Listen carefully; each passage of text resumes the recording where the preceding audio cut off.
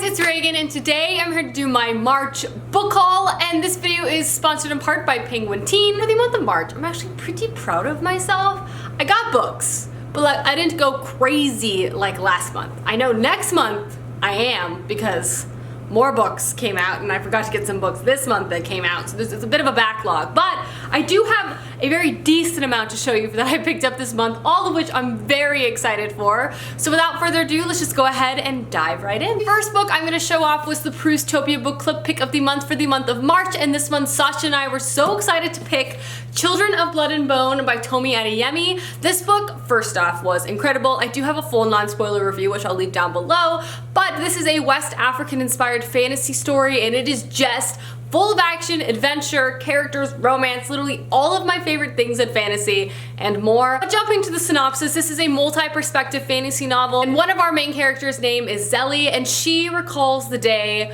when magic completely enriched the land. She could feel it in the water, she could feel it in the ground, but more than anything, she remembers the day when it completely disappeared. At the beginning of this novel, she runs into another perspective we have, happens to be a runaway princess, and together with her brother, they begin to try to go on a quest to return magic to the land. This book is full of magic, adventure, just action. It's so good, so rich. Cannot just talk about this book more because it's really, really good. This book I picked up was Restore Me by Tahereh Mafi. This was just like a must. I don't know. I still can't believe the series is continuing.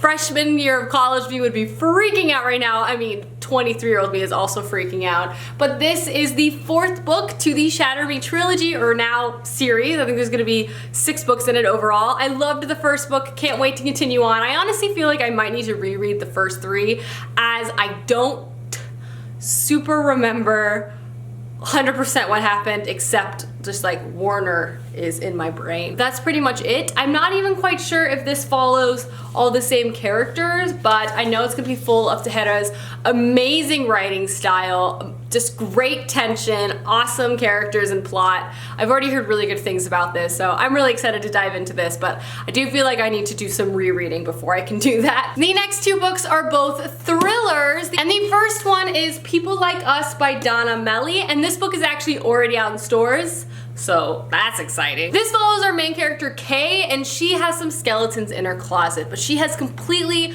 reinvented herself, and now she is a star soccer player at her private school soccer team, and her gorgeous group of friends basically run the school. When a girl washes up dead on the shore of her private school, Kay is kind of thrown into the mystery of her death. Specifically, the girl who passed away left Kay a list of like clues that she has to crack, and these clues begin to implicate suspect after suspect, and Kay is kind of thrown into the center of it all. This is a deeply intense sounding thriller.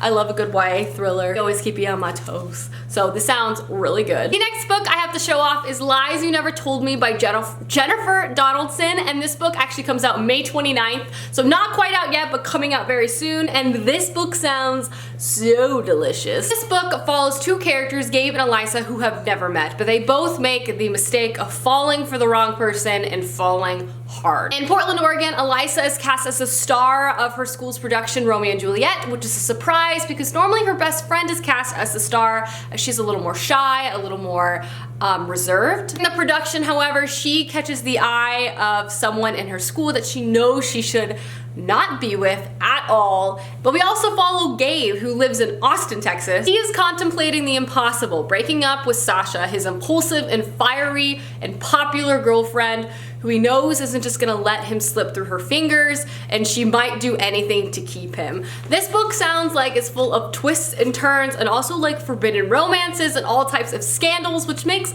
every thriller a lot of fun. Plus, I love that it takes place partially in Austin, Texas. As someone who lived there for quite a while, I always love a good hometown shout out like that. So that is very exciting. The next book I got is The Last Equation of Isaac Survey. I picked this book up because it sounded interesting, and this is a mystery. I have quite a few like thrillers in this book haul this month, which is a little rare for me, but all of them just sounded so good, and I feel like because summer is coming, like I'm craving thrillers and contemporaries, which is not something that occurs very often.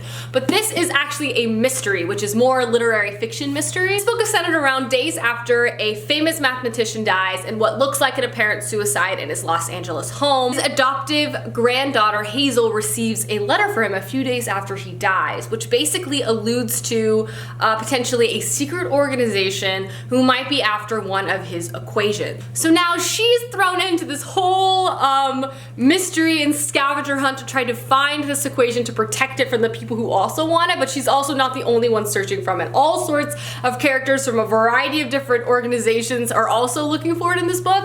I've actually already heard incredible things about it. It sounds like a really fun mystery full of clues and puzzles, and also kind of feel like it might have a nerdy side. Hazel owns a bookstore, which is always a great thing in my mind, so I had to, when I saw it, I had to pick it. I had to do it. Next up, I have another delicious thriller historical fiction option, and that is The Seven Husbands of Evelyn Hugo by Taylor Jenkins Reid. This was one of the like most popular books in 2017 for Book of the Month, so I was like, you know, I'm just gonna pick it. I picked it as one of my extra books for the month because I wanted to see what it was about. So this follows the story of an aging, reclusive, very famous Hollywood star finally decides to basically tell her life story, and she picks kind of an unknown reporter who is a little baffled as to why she was chosen, but she goes to this glamorous Manhattan apartment to basically learn about the seven husbands of Evelyn Hugo as well as her entire life. There she basically listens to Evelyn as she like unspools her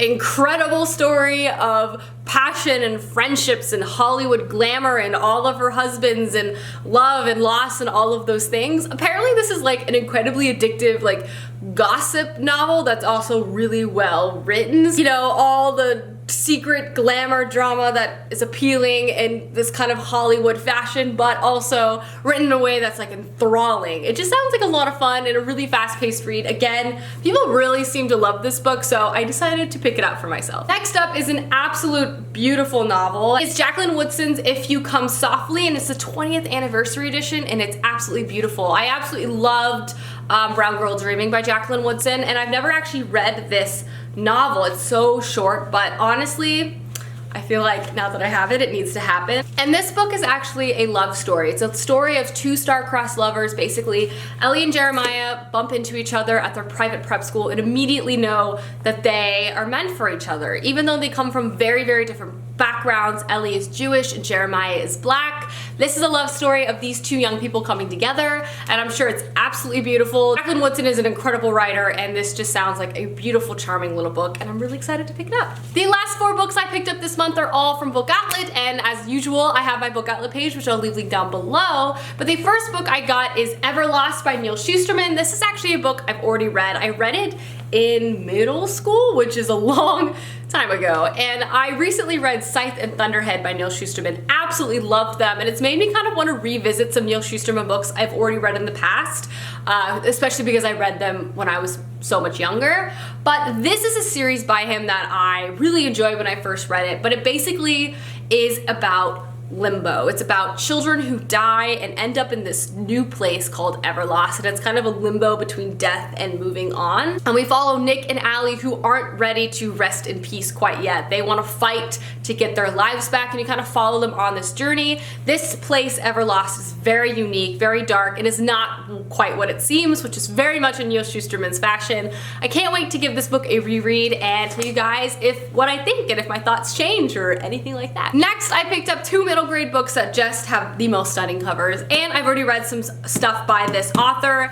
I honestly don't know how I didn't know about these books before. I picked up The Goose Girl and Emma Burning by Shannon Hale, and just like look at these beautiful covers. They're soft covers and they're incredible. I'm not entirely sure, but I actually feel like these are all companion novels following different girls in different settings. The first one, I believe, kind of seems like a fairy tale retelling, but again, I could be wrong. But this follows our main character, who is a crown princess, And she spends the first years of her life listening to her aunt's stories and fairy tales and just being engrossed in those. As she grows up, she realizes that she slowly develops a power of animal speech. While she feels very comfortable talking to animals, she never really feels the same talking to humans. And when her mother sends her away to be married away in a foreign land, she finds herself at the mercy of her silver-tongued lady-in-waiting, who basically makes it her job to make her feel isolated and alone and makes our main character feel like she has no one in this new land. To survive, she becomes kind of invisible to work on her talents.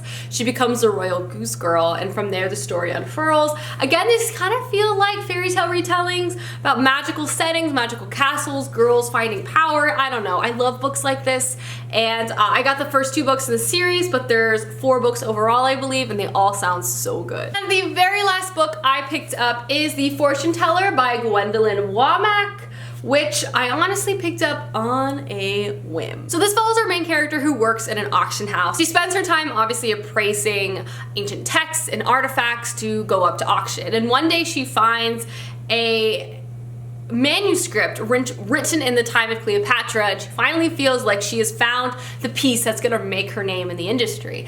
But the piece begins to unfold more than she could ever expect. The manuscript is in fact a memoir and a prophecy to the future. It predicts natural disasters and all sorts of things that are predicted to come, and also things that already happened. So basically this manuscript predicted things that have happened in history thousands of years after the manuscript was written. And then someone kind of basically tries to interfere with her, tries to steal the manuscript, and the book kind of unfurls from there. I don't know, this is kind of like another thriller-esque novel, but has more magical and historical elements to it, which makes it a little different than the other ones I picked up, but this just also sounds like a lot of fun, and I can't wait to read it. Hey guys, that is my March book haul. I hope you guys enjoyed, and let me know down below some books you picked up recently that you're really excited about. I need to get Obsidio, but that's besides the point. Anyway, I will see you guys soon with another video soon. Goodbye!